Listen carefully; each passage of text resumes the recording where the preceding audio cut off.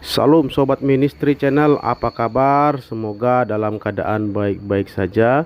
Kembali lagi hari ini kita bertemu dengan Pastor Dak Tony dan Pastor Ibu Deborah. Apa yang akan mereka bicarakan? Mari kita dengarkan. Jangan lupa like, komen, dan subscribe. Tuhan Yesus memberkati kita semua. Amin.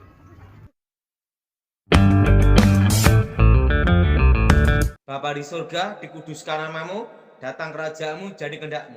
Berkati firman-Mu, berkati kami semua. Bebaskan kami dari yang jahat, bebaskan dari kutuk, bebaskan dari kegelapan. Kuasa Yesus bekerja, lawat kami secara khusus ya Tuhan. Berkati kami semua yang mendengar program ini dan Zoom ini Tuhan, lawat secara pribadi. Demi nama Yesus, yang percaya katakan amin. Amin. Nah, sudah yang kasih dalam Tuhan, hari ini kita akan membahas tentang kutuk. Kutuk itu ada dua. Pertama adalah kutuk masa lalu, kedua adalah kutuk masa depan. Nah, hari ini kita bahas tentang dua kutuk ini.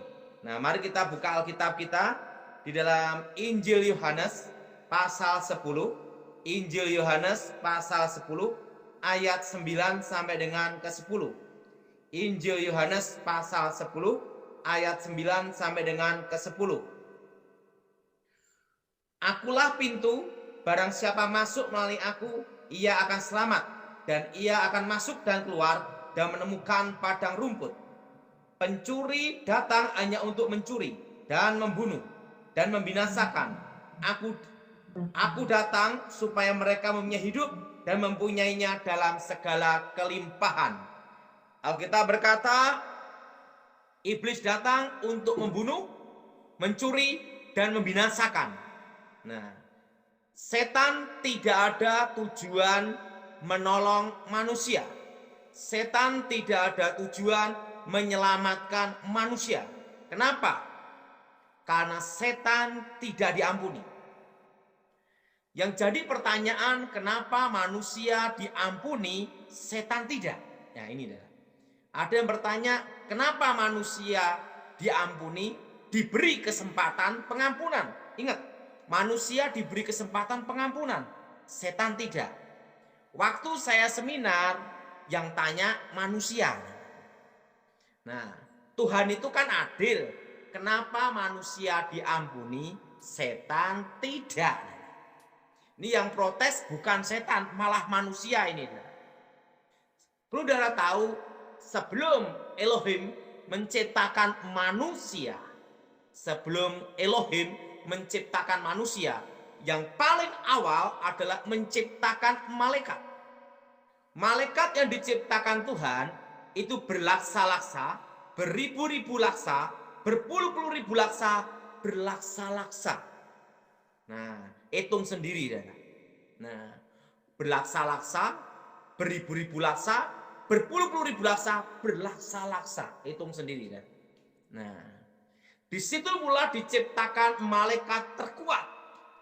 Yang pertama adalah Mikael, jenderalnya Tuhan, panglima perangnya Tuhan, jenderalnya Tuhan, panglima bala tentara surga, jenderalnya Tuhan.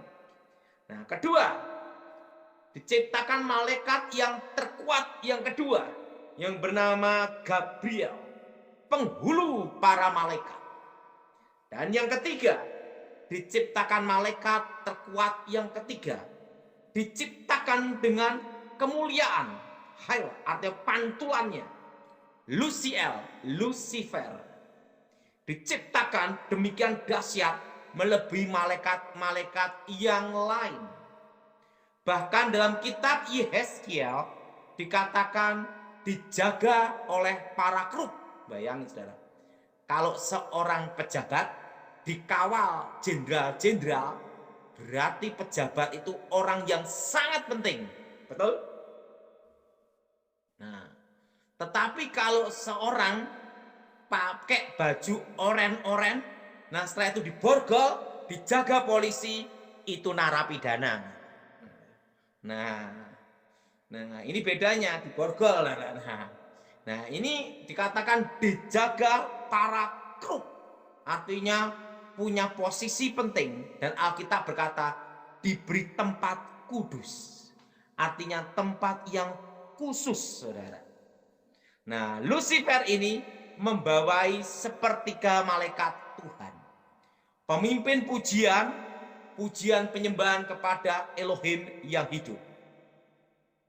Nah, karena dekat dengan Tuhan, secara otomatis tahu banyak rahasia tentang Tuhan. Nah, kalau kita dekat dengan Tuhan, secara otomatis kita tahu banyak kehendak rencana Tuhan. Betul?